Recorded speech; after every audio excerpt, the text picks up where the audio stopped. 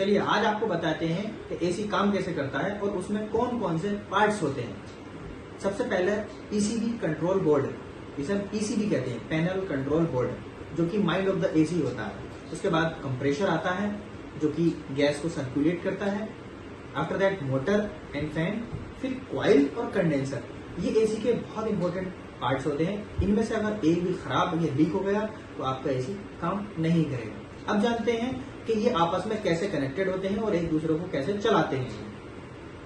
चलिए सबसे पहले हम विंडो एसी के बारे में बात करते हैं। जैसे कि हमने बताया कि माइंड ऑफ द एसी होता है पीसीबी कार्ड, जिसे हम पैनल कंट्रोल बोर्ड कहते हैं। वो सप्लाई सबसे पहले हमारी मोटर को देता है, जो कि मोटर हमारी ऑन हो जाती है। उसके बाद रनिंग कंप्रेशर को देता है। कंप्रेशर को इंडिकेट हो जाता है कि उसके अंदर अब कॉमन आने वाली है।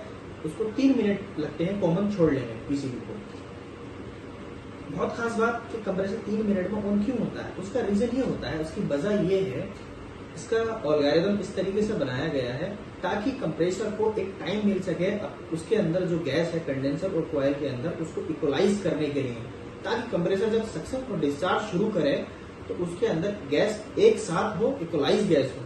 अगर हम लोग कंप्रेसर को इंस्टेंट ऑन कर देते हैं तो आपको प्रॉपर कूलिंग नहीं मिलेगी और कंप्रेसर खराब होने के चांसेस होते हैं, क्योंकि गैस इक्वलाइज नहीं होती है।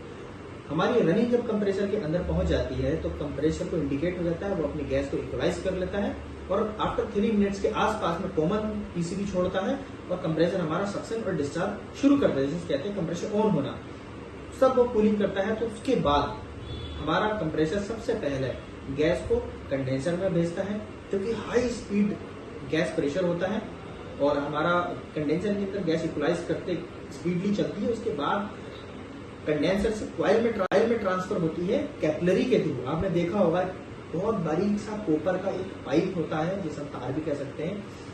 उसके अंदर से गैस हमारी कंप्रेस होकर प्रेस होती है, जो कि गैस हमारी जब बाहर निकलती है तो लो टेम्परेचर में पहुंच जाती है, जो कि कॉइल में जब आती है तो लो टेम्परेचर में होके आती है। यानी कि कंडेंसर से हाई प्रेशर में निकलेगी और कॉइल में आएगी, कैपिलरी में आएगी, कैपिलरी में कंप्रेस होगी गैस और कंप्रेस होने के बाद कॉइल में आएगी, कॉइल में लो टेम्परेचर में जाएगी। जब कॉइल में लो टेम्परेचर में गैस पहुंच जाती है तो कॉइल बेहद ठंडी हो जाती है, बहुत ही ज्यादा ठंडी हो जाती है और बर्फ जमना शुरू हो जाता है। इधर हमारा फैन चल रहा होता है एसी के अंदर, जो कि हाई स्पीड फैन होता है और वो एक एयर थ्रो करता है कॉइल पे। जब कॉइल पे हमारी एयर थ्रो करेगा तो कॉइल जो एयर होती है कॉइल के थ्रू पास होकर जब निकलेगी तो ठंडी चिल्ड कॉइल के थ्रू निकलती है, जिससे हमारा आगे का जो कॉइल के बाद वाला जो पोर्शन होता है वो हमारी ठंडी हमारी एयर फेंकने लगती है कॉइल। इसका मतलब कॉइल हमारी ठंडी होती है। फैन का काम इतना होता है कि कॉइल के थ्रू एयर पास करवाना होता है, जिससे बाहर हमें कूलिंग मिल सके, तो फिर हमारी कूलिंग हमारी एयर ठंडी मिलने लगती है।